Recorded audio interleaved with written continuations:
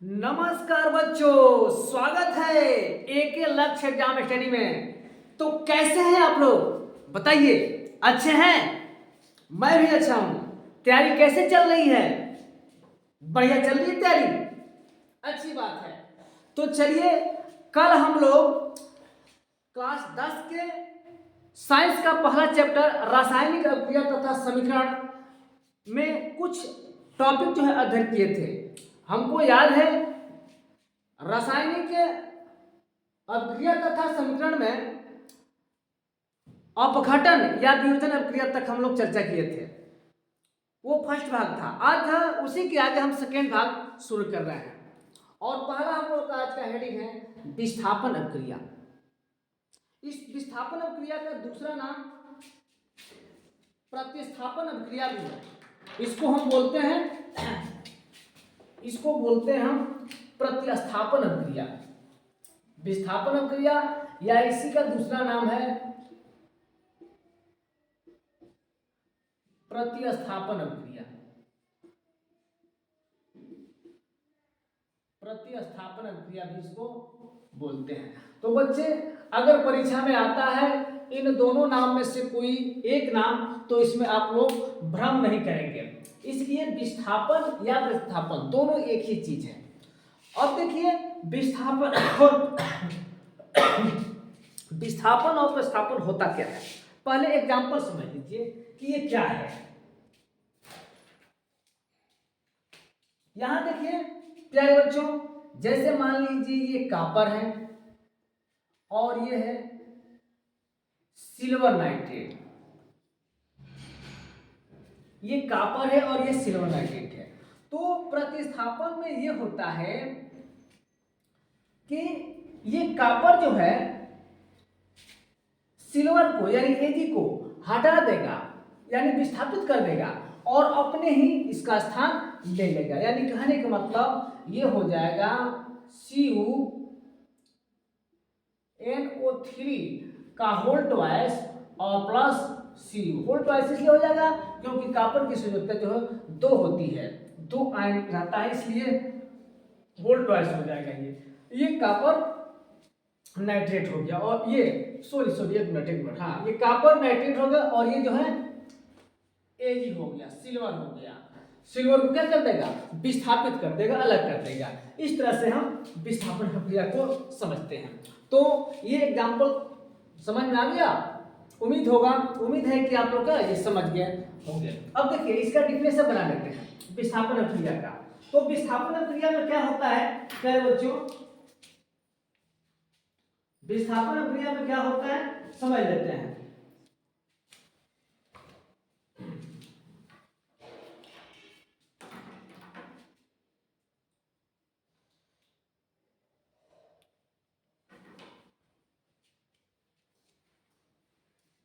हाँ, देख लेते हैं। वह रासायनिक अभिक्रिया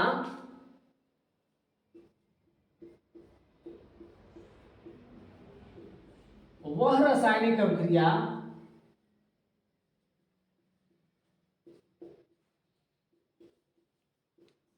वह रासायनिक अभिक्रिया जिसमें वह रासायनिक अभिक्रिया जिसमें यौगिक के अणु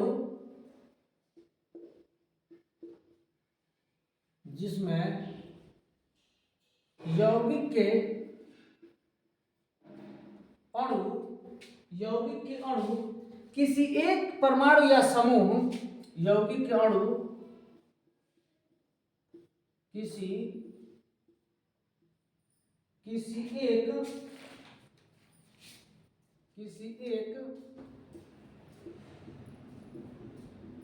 एक परमाणु या समूह को विस्थापित करके यानी हटा करके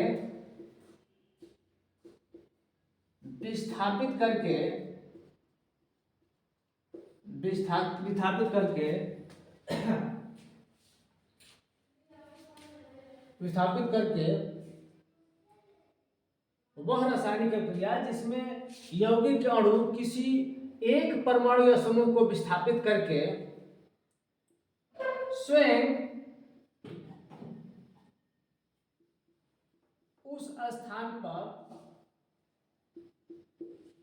आ जाते हैं, आ जाते हैं, आ जाते हैं। उसे विस्थापन या प्रतिस्थापन क्रिया कहते हैं। उसे विस्थापन या प्रतिस्थापन अभिक्रिया कहते हैं। उसे विस्थापन या प्रतिस्थापन अभिक्रिया कहते हैं। उसे विस्थापन या प्रतिस्थापन अभिक्रिया कहते हैं। जैसे हमने एग्जाम्पल में ये दे दिया, कॉपर और सिल्वर नाइट्रेट, जब ये क्या करेगा, कॉपर सिल्वर नाइट्रेट को हटा करके अपने ही जगह ले लेगा। इस तरह से ये एक विस्थापन या प्रतिस्थापन अभिक्रिया का एग्जाम्पल हुआ। अब देखिए, थोड़ा देख लेते हैं कि संतुलित है कि नहीं। अब यहाँ देखिए, यहाँ NO2 2 है, इसलिए हम 2 से यहाँ गुणा कर लेंगे, और सिल्वर इधर 2 हो गया, इधर हम कर लेंगे 2, तो ये भी संतुलित हो जाएगा, और कॉपर 1 है, इधर कॉपर 1 है। इस तरह से ये विस्थापन और प्रतिस्थापन अभिक्रिया इस तरह से ये हो जाते हैं, और ये परीक्षा की दृष्टि से बहुत ही महत्वपूर्ण है दोस्तों, बहुत ही महत्वपूर्ण है। इसलिए इसको पूरा रिविजन करके आप लोगों को जाना है, ठीक ना, क्योंकि ये बार बार आता है। चलिए अब देखिए, इसको ऐसे भी समझ सकते हैं, जैसे मान लीजिए कि 2 लोग कुर्सी पर बैठे हैं और कोई तीसरा आकर के उसको क्या कर दिया, हटा दिया, और अपने आकर के उस पर बैठ गया, यानी उसको प्रतिस्थापित कर दिया, उसको हटा दिया, अपने से आकर बैठ गया, ऐसे भी समझ सकते हैं। अब चलिए अगला देखते हैं। अगला है द्विविस्थापन, द्विविस्थापन अभिक्रिया, द्विविस्थापन, द्विविस्थापन अभिक्रिया, द्विविस्थापन अभिक्रिया, द्विविस्थापन अभिक्रिया। देखिए बच्चों, ये द्विविस्थापन है, ये नाम से स्पष्ट हो रहा है कि ये अदला बदली हो जाएगा। द्विविस्थापन मतलब उसके जगह पर हटा कर वो आ जाएगा, उसके जगह पर वो आ जाएगा, ये द्विविस्थापन है।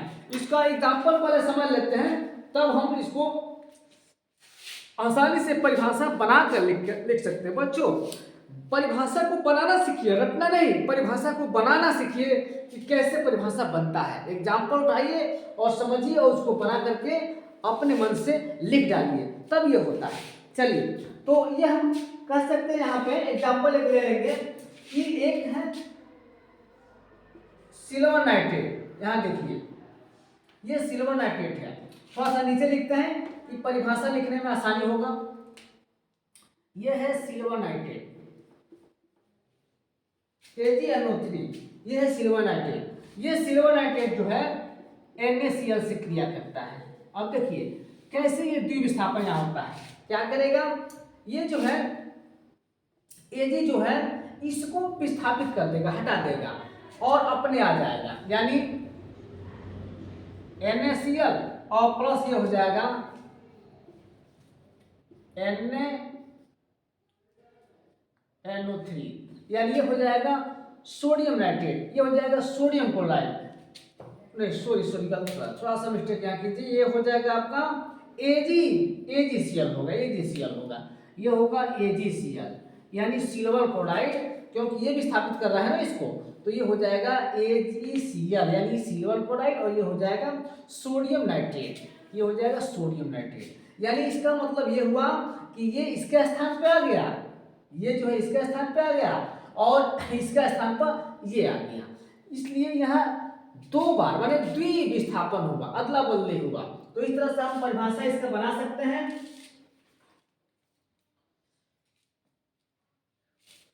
इसका परिभाषा प्यार बच्चों हम बना सकते हैं आसानी से। ऐसी अभिक्रिया यहां लिखेंगे,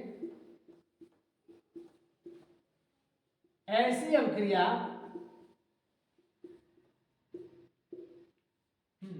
इसका ऐसी अभिक्रिया जिनमें 2 यौगिक, ऐसी अभिक्रिया जिनमें ऐसी अभिक्रिया जिनमें दो यौगिक इस प्रकार क्रिया करते हैं, दो यौगिक इस प्रकार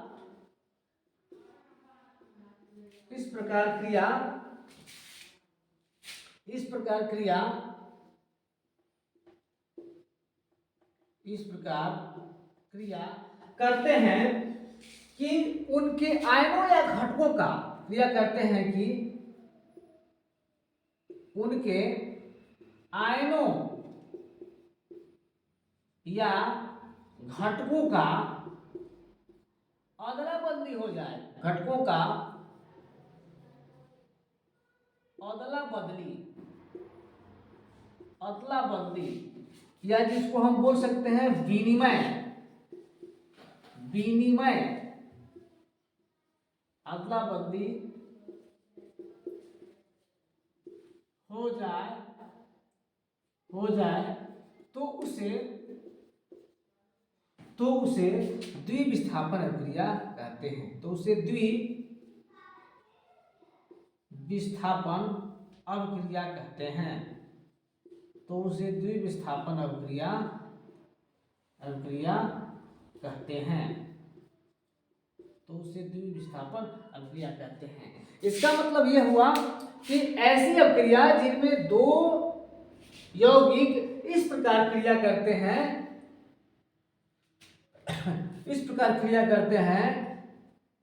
कि उनके आयनों या घटकों का यहाँ थोड़ा सा मिस्टेक हुआ है बच्चों, आयनों या घटकों का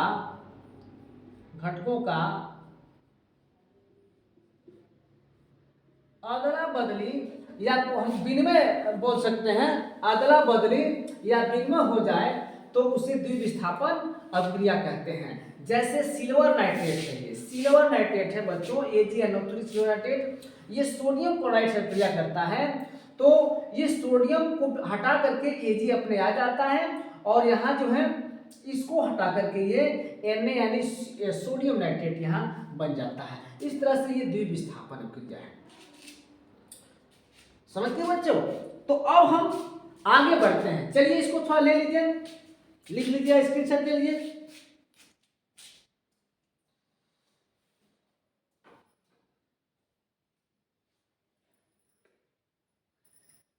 हो गया। चलिए इसको अब रफ करते हैं।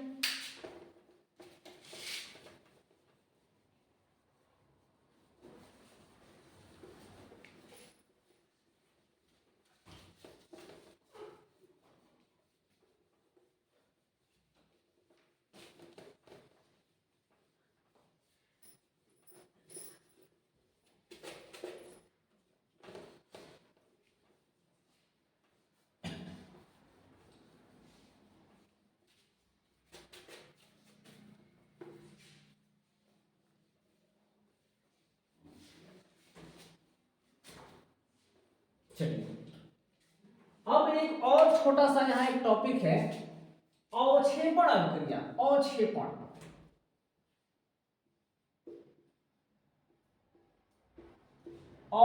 अभिक्रिया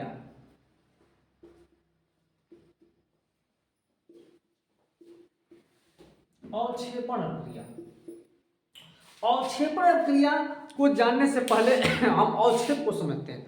अवक्षेप का मतलब ये होता है कि यह एक ऐसा भूरा पदार्थ होता है जो अविलेय होता है, यानी जल में घुलता नहीं है बल्कि नीचे बैठ जाता है, उसी को अवक्षेप बोलते हैं। समझ गए प्यारे बच्चों?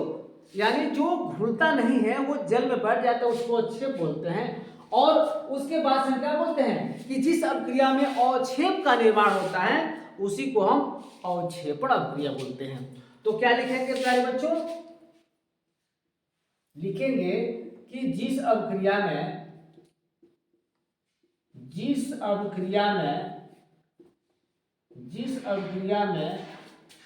अवक्षेप का निर्माण होता है, अवक्षेप का निर्माण होता है, अवक्षेप का निर्माण होता है, उसे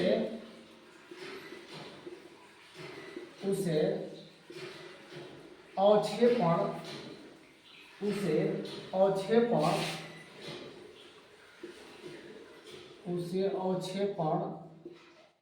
अभिक्रिया कहते हैं। यानी बच्चों यहाँ समझना होगा, यहाँ अवक्षेप को समझना होगा कि अवक्षेप क्या है। देख रहे हैं ना, निकल गया, यही तो है कंपनी की हाल। खींचिए कुछ और, निकलता है कुछ और।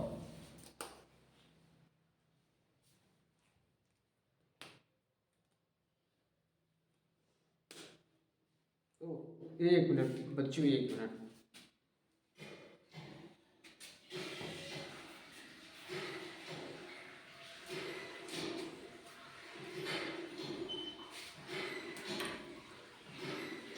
माफी जाएंगे, थोड़ा सा ये निकल गया था, इसको हम सेट कर लें तब बता रहे आपको।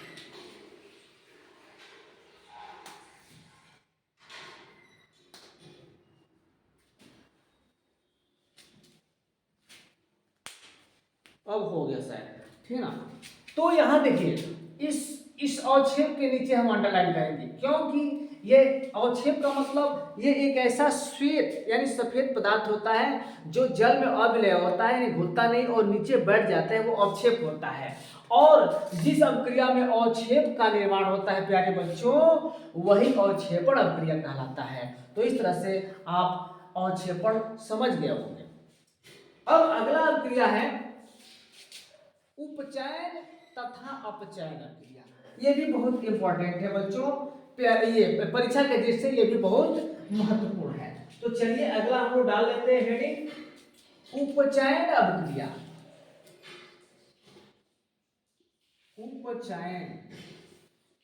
उपचयन जिसको अंग्रेजी में ऑक्सीडेशन बोलते हैं बच्चों, बहुत ही इंपॉर्टेंट रिएक्शन है ये, बहुत ही इंपॉर्टेंट रिएक्शन है। यानी इसको बोलते हैं ऑक्सीडेशन। ऑक्सीडेशन इसको बोलते हैं, ऑक्सीडेशन। अब देखिए ऑक्सीडेशन में क्या है, इसको समझ लीजिए। वह अभिक्रिया जिसमें ऑक्सीजन ग्रहण की जाती है, ध्यान देंगे, वह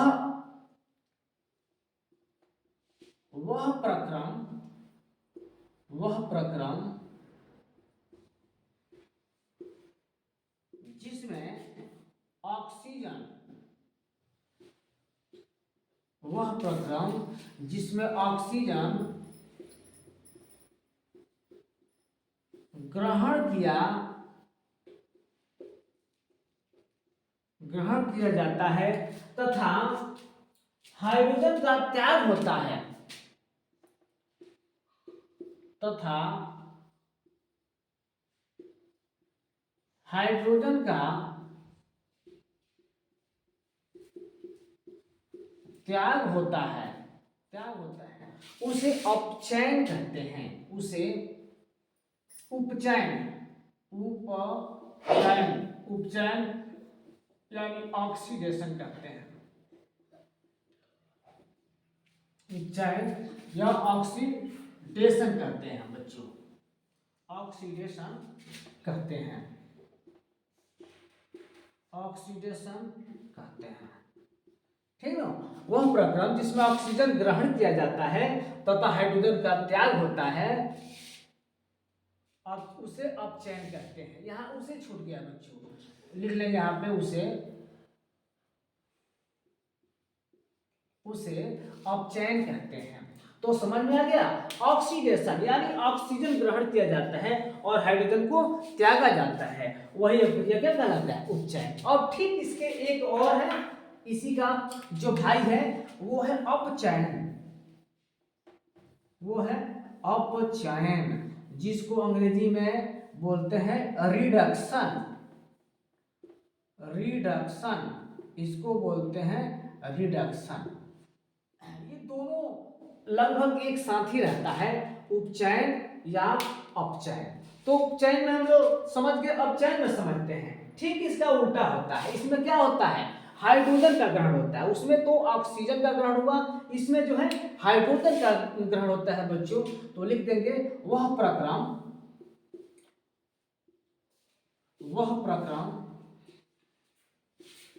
जिसमें वह प्रक्रम जिसमें हाइड्रोजन का वह प्रक्रम जिसमें हाइड्रोजन ग्रहण किया जाता है तथा ऑक्सीजन का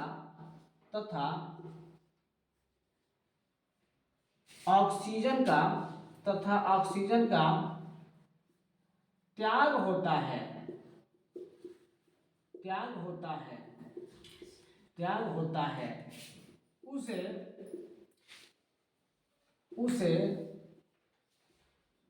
अपचयन या रिडक्शन कहते हैं।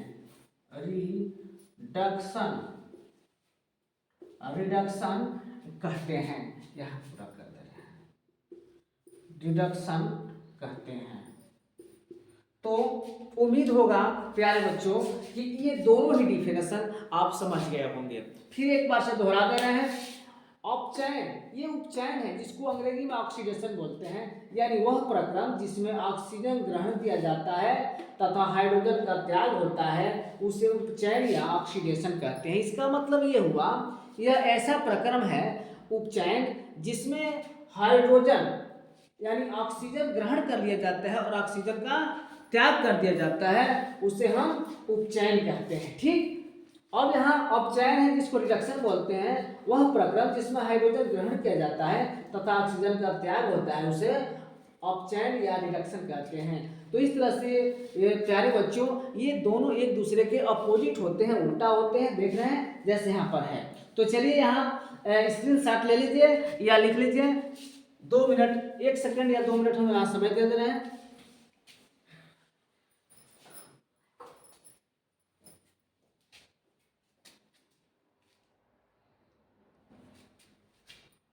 चलिए तब फिर रफ करते हैं बच्चों।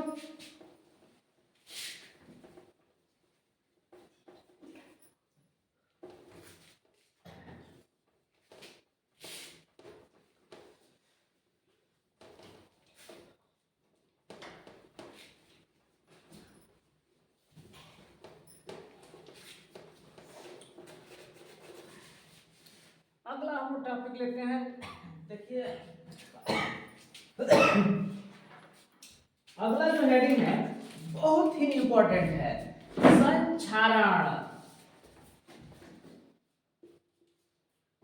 संक्षारण। अगला जो टॉपिक है वो है संक्षारण।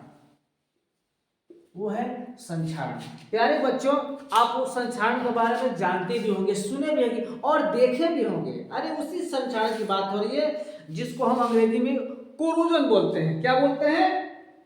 कोरोजन बोलते हैं प्यारे बच्चों, कोरोजन बोलते हैं इंग्लिश में, ठीक है ना। तो ये है कोरोजन, लिख सकते हैं इस तरीके से, अंग्रेजी में भी लिख सकते हैं कोरोजन, ये है कोरोजन, इसको अंग्रेजी में बोलते हैं। और जैसे आप लोग जानते हैं कि किसी धातु को या लोहा या कोई भी धातु है, जब उसको हम नमी में या आर्द्रता में छोड़ देते हैं तो वो धीरे धीरे उसमें जंग लग जाता है और उसी जंग को हम क्या बोलते हैं? संक्षारण बोलते हैं या जंग लगना बोलते हैं प्यारे बच्चों।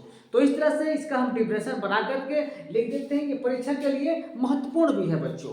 तो चलिए यहाँ हम बना करके और लिख लेते हैं इस परिभाषा को। जब कोई धातु, यहां लिख लेंगे,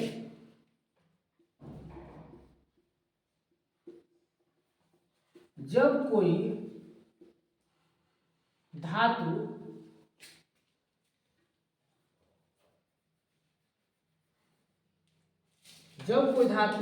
अपने आसपास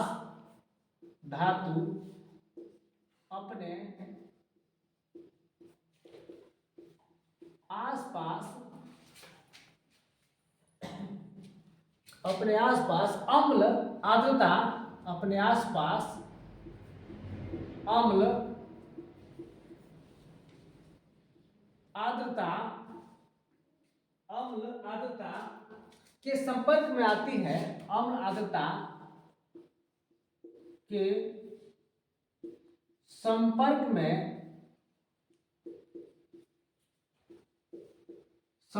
में आती है तो वो संक्षारित हो जाती है, संपर्क में आती है तो वह संक्षारित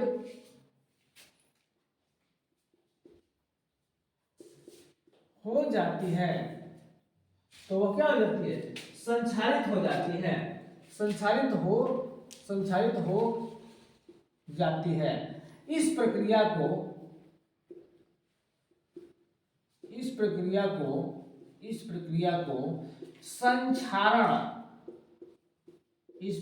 को संक्षारण या कोरोजन कहते हैं, या कोरोजन कहते हैं। जैसे लोहे में जंग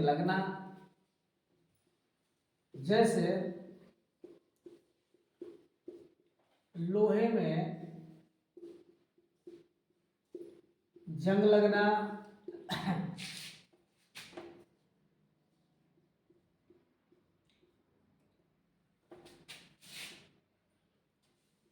चांदी पर हरे परत जमना,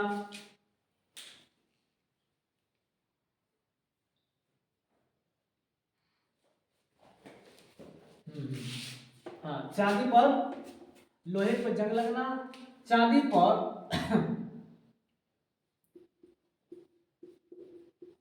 हरी परत चढ़ना आदि, ये सब क्या है? ये सब कोरोजन के उदाहरण हैं।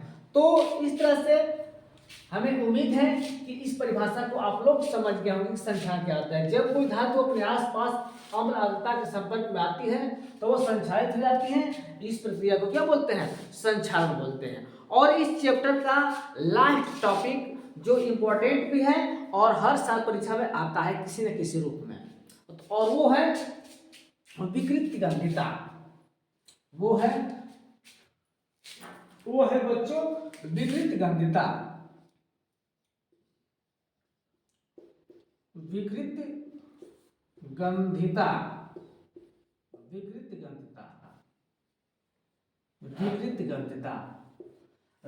गंधिता के बारे में आप लोग जानते हैं बच्चों, सिर्फ इसका नाम थोड़ा अलग है, इसलिए कंफ्यूजन है कि विकृत गंधिता होती क्या है। तो जैसे बच्चे आप लोग बड़ा ही दुकान से कुरकुरा मुरकुरा खूब खरीद के खाते हैं कि नहीं? आप लोग बताइए, खाते हैं ना? खूब खाते हैं आप लोग। कभी हल्दीराम की भुजिया, कभी मुर्गा कटाम, कभी ये समोसा, आलू समोसा, चटनी, ये सब खाते हैं कि नहीं? लेकिन आप लोगों को ये पता नहीं है कि उस पैकेट पे सब लिखा रहता है कि कब इसका मैन्युफैक्चरिंग डेट है और कब एक्सपायरी डेट है। समझ रहे हैं ना? तो समझ लेंगे कि उसमें 4 महीने या 5 महीने का वैलिडिटी रहता है। अगर उसके पहले आप लोग खा लिए, यानी दुकानदार बेच दिया, उसका दुकान से सामान जो है बिक गया, तब ठीक है। लेकिन जब डेट के पार हो जाएगा, यानी एक्सपायरी के कगार पहुंच जाएगा या एक्सपायर हो जाएगा, तब उसमें का जो भी सामान है वो खराब हो जाएगा, यानी वो विकृत गंधिता, उसमें विकार आ जाएगा और उसमें का जो भी स्वाद होगा वो अच्छा नहीं लगेगा, और हो सकता है कि वो कुरकुरा भी ना लगे, ठीक ना, वो नरम हो जाता है। इसका मतलब कि वो अपने डेट से ओवर हो गया है। तो इस तरह से विकृत गंधिता को हम ऐसे समझ सकते हैं।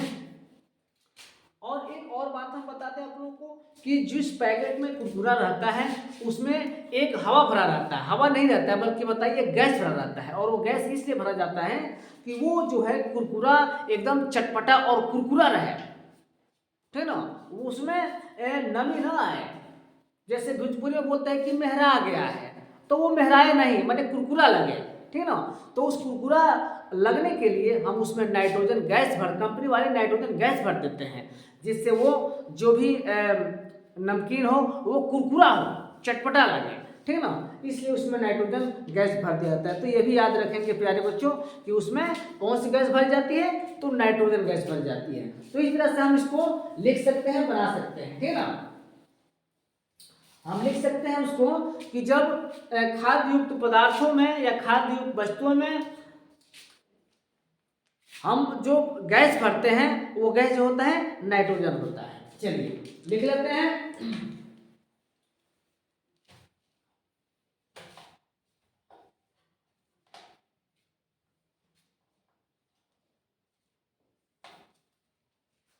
वसा युक्त खाद्य पदार्थों को जैसे हम लिख देते हैं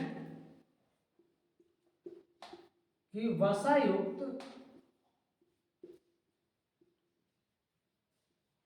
खाद्य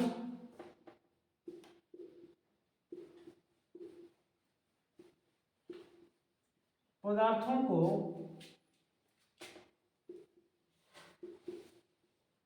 लंबे समय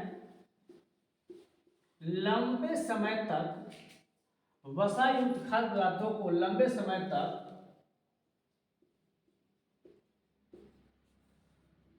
रखने से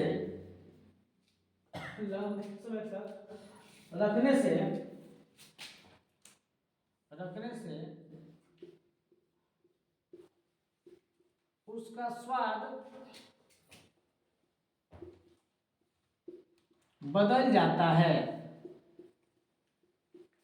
उसका स्वाद जो है बदल जाता है और उसकी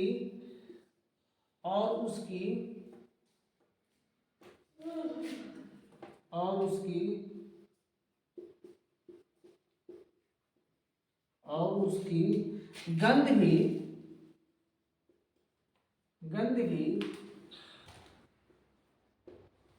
खराब हो जाती है। गंध भी खराब हो जाती है। इसी को विकृत गंधिता कहते हैं। इसी को विकृत गंधिता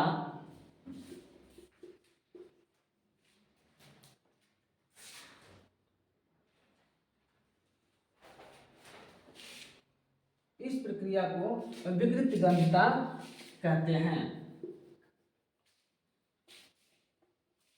यहां जो है लिख दे रहे हैं स्टार बना करके, एरो बना करके।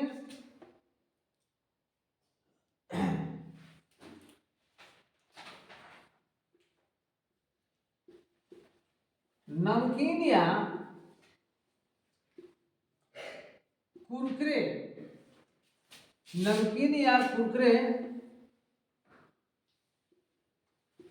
में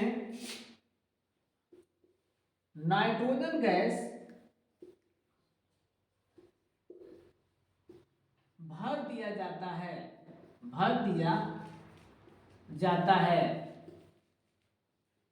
जिससे वह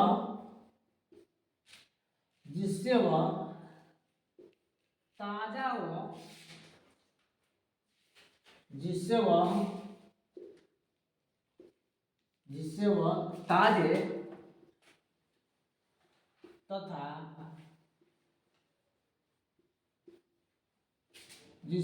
ताजे तथा कुरकुरे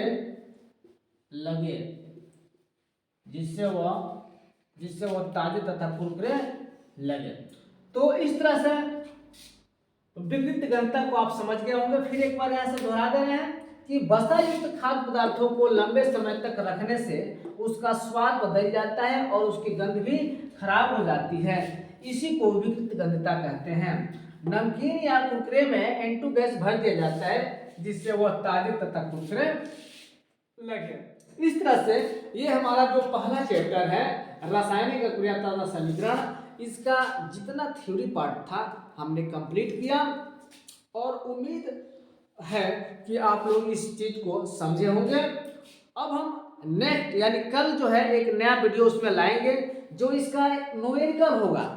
इसी पार्ट का कुछ विकल्पी प्रश्न, बहुविकल्पी प्रश्न, कुछ टिपिकल प्रश्न, कुछ रिएक्शन, कुछ संतुलित करना, कुछ रिएक्शन रहेगा, नाम उसको संकेत के रूप में लिखना, बैलेंस करना। बस एक ही वन शॉट वीडियो में हम समाप्त कर देंगे और ये कल जो ये पूरा चैप्टर है पहला वो पूरी तरह से समाप्त हो जाएगा।